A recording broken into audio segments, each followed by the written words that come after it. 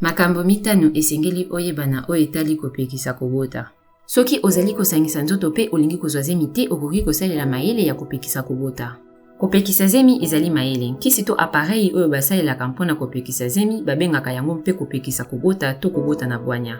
Ezali na mitindo mingi ya kopekisa kobota mpe moko esalaka ndenge mosusu. Po zemi esalema esengeli kosala ete likei oyo ekomeli ezala na nzela ya sperme mpe kotia yango na kati ya libenga ya matrisi.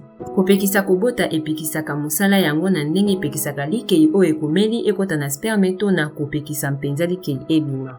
Ozali na lotomo ya kopona lolenge ya kopekisa kobota oyo ekozala malamu mpona yo. Mitindo mosusu ya kopekisa kobota ekoki kobimisa bambona ya pene lokola kilo mbongwana ya ezalela ya makanisi, moto pasi to makila kobima mbala na mbala te. Kasi ekoki mpe kozala na mwa bambano ya pene ya malamu na balolenge mosusu ya bolandeli ya kobota esangisi ba crampe ya eloko ya sanza ya makasi mingi te, kobongisa loposo mpe ba acne mpe ba makama ya se ya bamaye mosusu ya bokolongono oyo etali matrisi. Lolenge moko te ya kobatela kobota ezali 100% makasi to eboni makasi.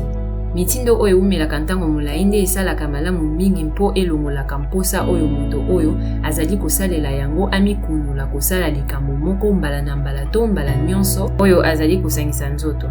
Kasi mitindo nyonso te ya kopekisa kobota ezali na bisika nyonso mpe ezali na ntina koyeba banzela nini ezali pene na yo. Atako mitindo mosusu ya kopekisa kobota ekoki kosalisa mpona kopekisa zemi ebatelaka te na maladi oyo ezwamaka na kosangisa nzoto MST. Ezali na ntina kosalela lolenge mosusu ya bobateli lokola bakapoti mpona kokitisa likama ya bokono ya kosangisa nzoto lokola VIH sida to chlamydia.